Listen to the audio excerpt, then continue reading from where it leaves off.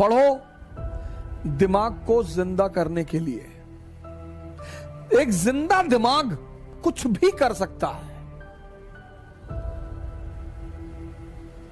वो आईएएस बन सकता है, वो डॉक्टर बन सकता है, इंजीनियर बन सकता है, मेंबर ऑफ पार्लियामेंट बन सकता है, प्रधानमंत्री बन सकता है, और फाइनली वो बुद्ध भी बन सकता है। इसीलिए तो मैं आपसे कहता हूं ध्यान करो। ध्यान का मतलब ये थोड़ी करो घर से भाग जाओ, हिमालय चले आओ।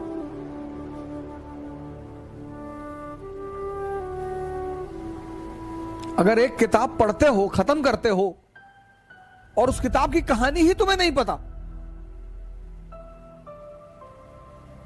हजारों लोग मेरे पास आए, 12th की एनसीईआरटी खत्म कर दी मैंने। अच्छा, कितनी बार? 10 बार। ओहो, 10 बार जी। अच्छा, तो आप एक काम करो, रिवीजन करके 2 दिन बाद आओ। नहीं नहीं नहीं, आप पूछो। नहीं नहीं, रिवीजन कर लो। नहीं, आप पूछो। कौन है 18वीं शताब्दी का आउटस्टैंडिंग शासक? आउटस्टैंडिंग शासक ये तो नहीं लिखा है उसमें। अच्छा, महादजी सिंधिया की उपलब्धियां बताओ 18th सेंचुरी में। महादजी सिंधिया और सिंधिया और होलकर के बीच निरंतर जो लड़ाई चल रही थी उसकी वजह बताओ।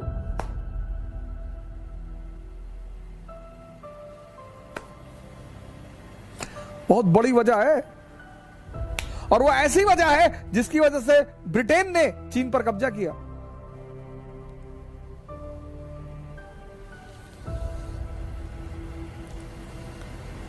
पहले चैप्टर का सवाल का जवाब नहीं दे पाते। पहले चैप्टर, पहले, तब क्यों पढ़ रहे हो? नहीं, नौजवान क्रांति में आप नहीं पढ़ा रहे हैं तो कितना पढ़ोगे? एनसीईआरटी पर कमांड कर लो, जो कंपटीशन चाहोगे हिंदुस्तान में निकलेगा, लेकिन कमांड कर लो। दावा के साथ कह रहा हूं, चाहे कोई भी आदमी हो जो भी 5 साल, 6 साल, 7 साल, 8 साल से तैयारी कर रहा हो और उसका सिलेक्शन नहीं हो रहा है, आप मिलिए हमसे। आप हमसे मिलिए। आपका आधार खराब है, बेस खराब है आपका। हाँ, आप मेंस लिख रहे हैं, इंटरव्यू दे रहे हैं, फिर तो कोई और ही रीजन है। फिर भी रीजन होगा जरूर, फिर भी रीजन होगा जरूर।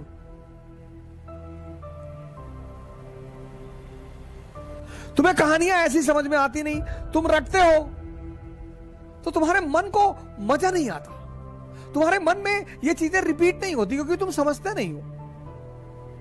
बहुत सारे 90% छात्र पढ़ते हैं 10 घंटा, 12 घंटा, लेकिन जब वो पढ़ के उठते हैं तो पीछे कहानी कुछ और ही चलती है। पढ़ना जानते हैं, सेव करना नहीं जानते। जैसे तुम कंप्यूटर में सेव करते हो ना, ऐसे यहां भी सेव होता है। अब इसको जो चीजें पसंद है वो खुद ब खुद सेव कर लेता है। आपको कोई कविता अच्छी लग गई, अपने आप सेव हो जाएगी।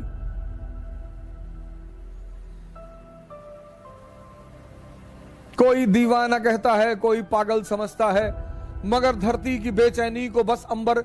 जो चीज आपको अच्छी लग जाएगी, जो आपके मन को अच्छी लगे, खुद ब खुद सेव हो जाएगी। आपने कोई गाने याद थोड़ी किए, याद हैं, क्योंकि आपके मन को उसमें रस मिला, उसने सेव कर लिया।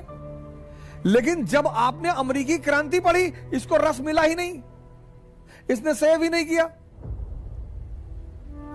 अब आपके सामने एक बहाना है, रिवीजन। रिवीजन नहीं हुआ है तो गाने का कौन सा रिवीजन करते हो? 10-10 गाना याद है, 20-20 गाना याद है, 50-50 गाना याद है, फिल्मों की स्टोरी याद है, वहां कौन सा रिवीजन? वहां भी तो रिवीजन नहीं करते। तुम सेव करना भूल गए हो, तुम समझना भूल गए हो। एक पक्षी है रैवन, वो बाज के कंधे पे जाके बैठ जाता है, और बाज शाहीन, पक्षियों का राजा है शाहीन। शेर के मुंह से गोश्त निकाल लेता है। शेर जब उसकी आवाज सुनता है तो शेल्टर मांगने लगता है, भागने लगता है। उसके कंधे पे जाके रेवेन नाम का पक्षी बैठ जाता है।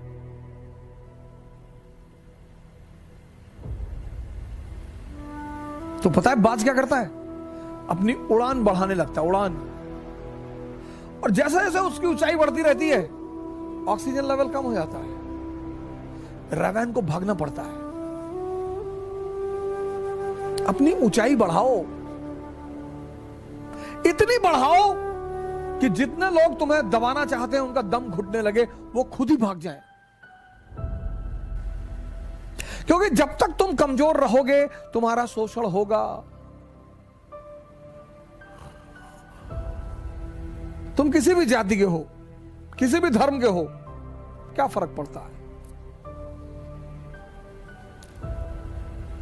जब तक तुम कमजोर हो, जब तक तुम डिपेंडेंट हो, तुम्हारा शोषण होगा। नियम है, नियम है, नियम। अपनी सारी ताकत अपने में लगाओ और अपनी ऊंचाई को इतना बढ़ाओ, इतना बढ़ाओ कि तुम्हारे जितने अगल बगल लोग